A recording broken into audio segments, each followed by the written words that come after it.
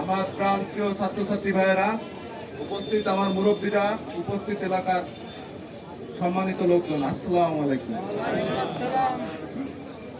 আজকে আমরা যে স্বাধীনতা পেয়েছি, সেই স্বাধীনতা এসেছে আবু সাইদ, মুগ্ধ, সিয়াম, অনেকগুলো লাশের উপর ভিত্তি করে।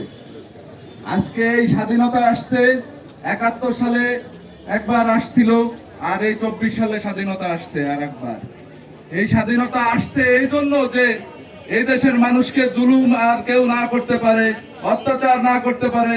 এই দেশের মানুষ এই আবু সাইদ মুগ্ধ জীবন দিয়ে গেছে আপনাদের জন্য, যে আপনারা সবাই সমান অধিকার, কোনো বৈষম্য থাকবে না।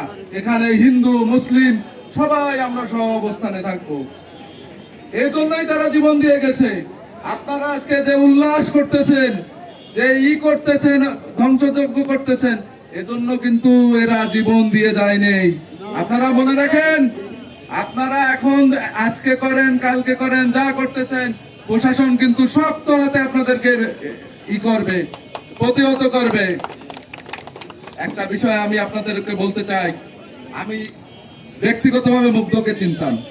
সে খুলনা ইউনিভার্সিটি থাকার কারণে আমি খুলনায় থাকি, আমার খুলনায় একটা রেস্টুরেন্ট আছে, সে ওখানে বেশ কিছুবার আসতো ইভেন্টের কারণে।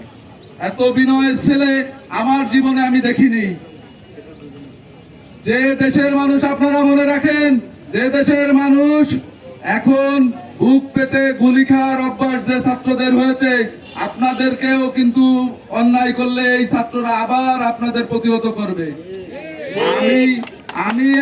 আমি একটা অনুরোধ রাখতে চাই আমার প্রিয় ছাত্র ভাইদের। আমিও এক সময় স্টুডেন্ট ছিলাম, আমিও স্টুডেন্ট পলিটিক্স করছি, এখন যুব সংগঠন করতেছি।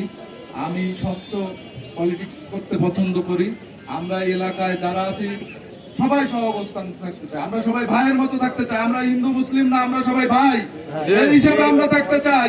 আমরা এখানে মানুষ হিসেবে থাকতে চাই। আমরা এখানে কোনো দল দেখতে চাই না।